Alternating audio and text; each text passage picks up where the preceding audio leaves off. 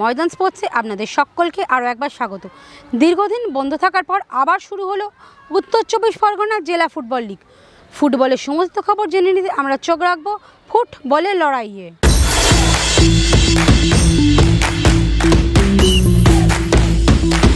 দীর্ঘ কয়েক দশক আগে এই জেলা লিগ থেকেই ময়দানে প্রতিষ্ঠা পেয়েছিলেন কেষ্ট পাল, সনৎ শেঠ, সুব্রত ভট্টাচার্য, মনোরঞ্জন ভট্টাচার্য, রঞ্জিত মুখার্জি থেকে আজকের দীপেন্দু বিশ্বাস, রঞ্জন ভট্টাচার্য, সুব্রত পাল, মোহাম্মদ রফিকরা।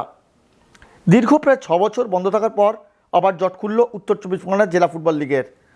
শ্রমিক দিবসে বড়নগর স্পোর্টিং ক্লাবের মাঠে তাই বসেছিল চাঁদের হাট। প্রাক্তন ফুটবলার সুব্রত ভট্টাচার্য, মনোরঞ্জন ভট্টাচার্য থেকে ব্যারাকপুরের সাংসদ, বড়নগরের বিধায়ক সকলেই হাজির হয়েছিলেন। এসেছিলেন কলকাতা ময়দানের 3 প্রধানের শীর্ষকর্তা দেবাশিস দত্ত, দেবব্রত সরকার, কামারউদ্দিন, বিলাল আহমেদরা। কীভাবে জট কাটলো দক্ষিণ চব্বিশ পরগনা জেলা লিগের জানালেন সংস্থার নবনির্বাচিত সচিব নবাব ভট্টাচার্য। গত বছরই আমরা লিগ করেছিলাম, লাস্ট 5 বছর 6 বছর ধরে রেলিগেশন ছিল না। এবছর থেকে সুষ্ঠু লিগ, রেলিগেশন সহ আগের মতো প্রতিদ্বন্দ্বিতা সহ।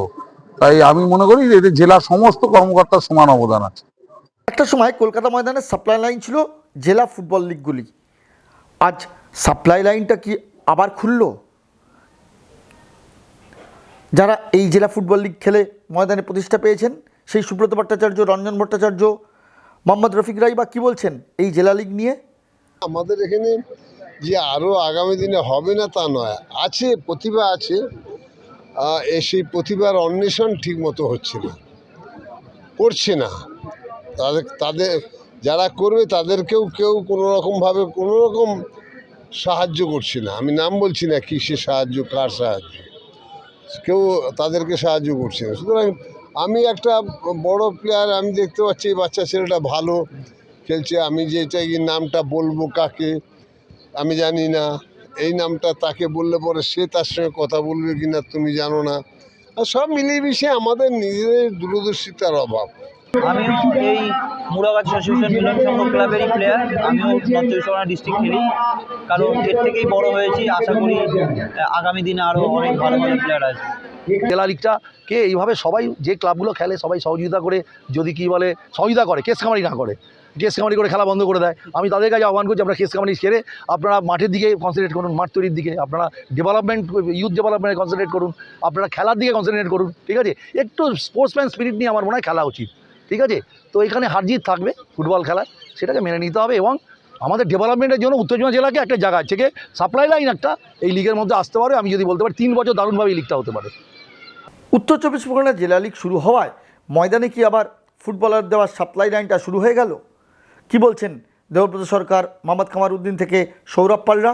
ডিস্ট্রিক্ট ফুটবল আমি আমার যৌবনে প্রচুর দেখতে আসতাম। ভাস্কর, মনা, চিন্ময়, বহু লোক, পরবর্তী কবিররা ছিল, সুমিত, এরা বহু লোক ছিল।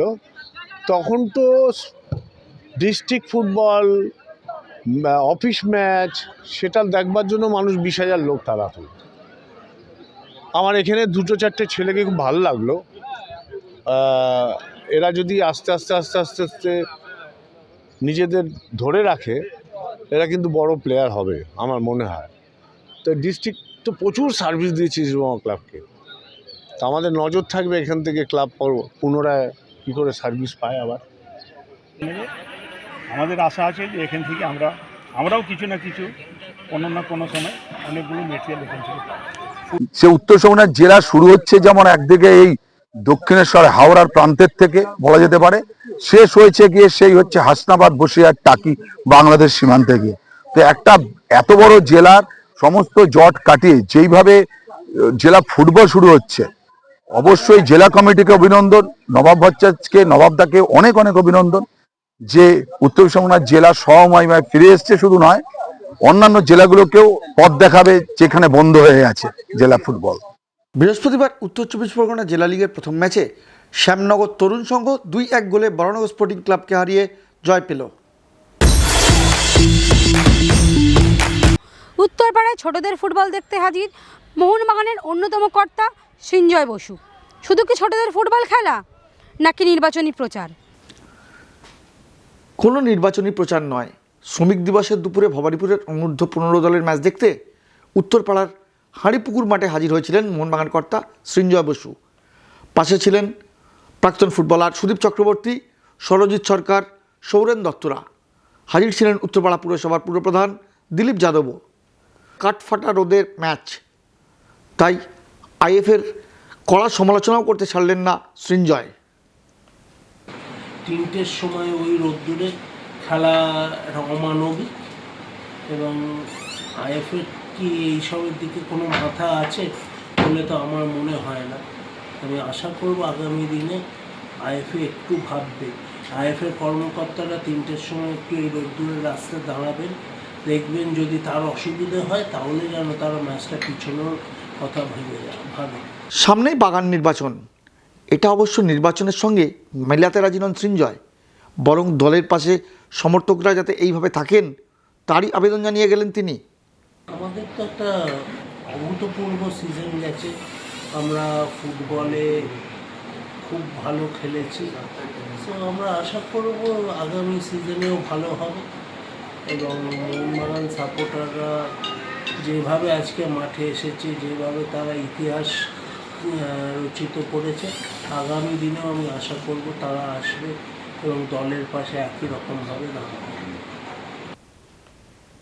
সভাপতি পদ থেকে ইস্তফা দিয়েছেন পিতা টুটু বসু, তবে তিনি কার পাশে থাকবেন তা কিন্তু আগামী 72 ঘন্টার মধ্যেই পরিষ্কার হয়ে যেতে চলেছে। ভিডিওটি ভালো লাগলে লাইক করুন, আপনাদের মতামত কমেন্ট করে জানান, চ্যানেলটিকে সাবস্ক্রাইব করুন এবং পাশে থাকা বেল আইকনটিকে প্রেস করে দিন, ভিডিওটিকে শেয়ার করুন। দেখা হবে আবার পরের ভিডিওয়ে।